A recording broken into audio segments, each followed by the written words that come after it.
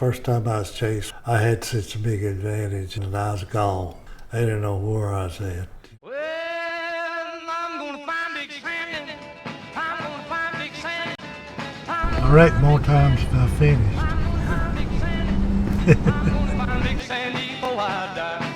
We had a 8-room house and 6 rooms on it was full of whiskey. There's one of my cars. That's what I was hauling whiskey in.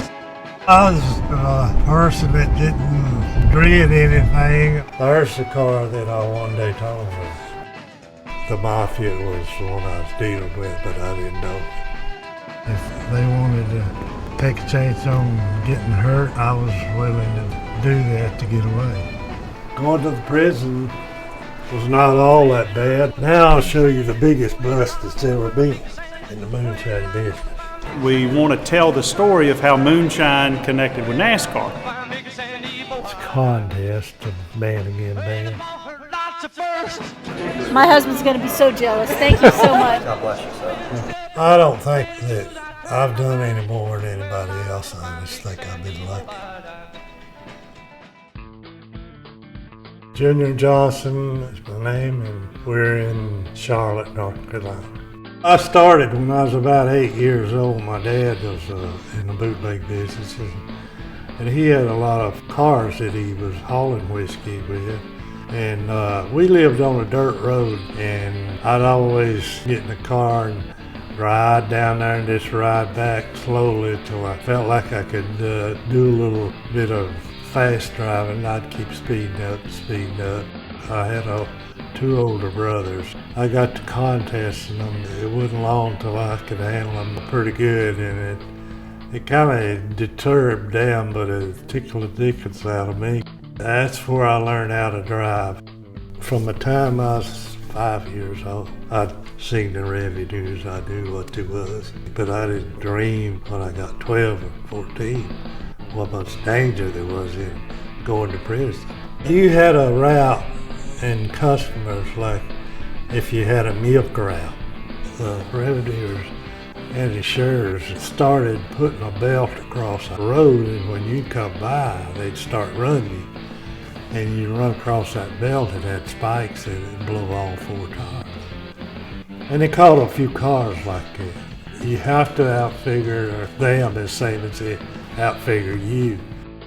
I knew when they jumped me that belt would be across the road. All I done was just stop quick as I could and throw it back in on it round and back up the road and meet them.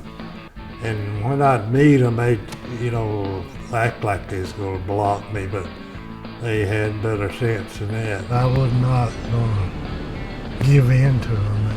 Well, the revenuers was the one brought the name.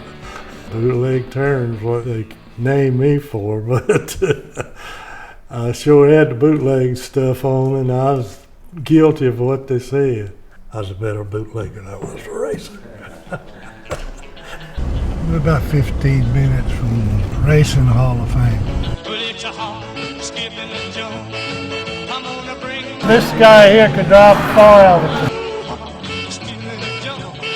I've been living Hall of Fames all over the country. You have to be proud of this honor here. There's no bigger one.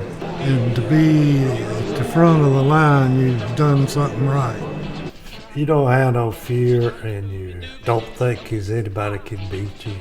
The determination is the biggest aspect of being able to be a successful race driver. My very first race I went to was a 1964 Daytona 500, and Junior was in it. It was a pretty tough deal to start out with because nobody had any money to really race like they're racing now. I had no fear if I was driving. I think if you'd won the Daytona 500, say you've had a pretty good success. I won it 3 more times with other drivers. I tell folks, not a lot of little boys get to grow up and work with their childhood heroes, and now to get to work with them is just a real treat. NASCAR didn't beget moonshine, and moonshine didn't beget NASCAR, but I'd say there's a little connection back in the day, wouldn't you? Maybe a little linkage. We talked to Junior about maybe doing something that helps tell the story, maybe a little small replica still. Well, one of our guys went up to talk to him, and he comes back and said, I got good news, but we got a problem. Junior's building the still, but it's full size. That's the still. But then when we start to install it, we couldn't figure out how it's connected. Our historian calls Junior and says, Junior, can you talk me through this? Junior didn't live in Charlotte at the time. He lived a couple hours north. He said, might be a little easier if I just came down there and helped you. And so here comes Junior, hard hat, safety glasses, and vest, and you would not believe the looks on the construction workers' faces. They're just like, is that who I think it is? Junior designing, building, delivering, and installing our still is like Babe Ruth putting in one of the very first exhibits in the National Baseball Hall of Fame. I used to tell people mistakenly that it didn't work. But Junior quickly corrected me and said it's just not currently operational. He said, you let me get a little bit of water, a little bit of fire, a little bit of mash, we can make it work. I can't stand to see somebody that's in trouble that can't help themselves. I want to help them. I've been that way all my life. I've done a lot of stuff, a lot of things, been rewarded, and all I can do is appreciate it. Thank everybody. I'm gonna find Big Sandy before I die.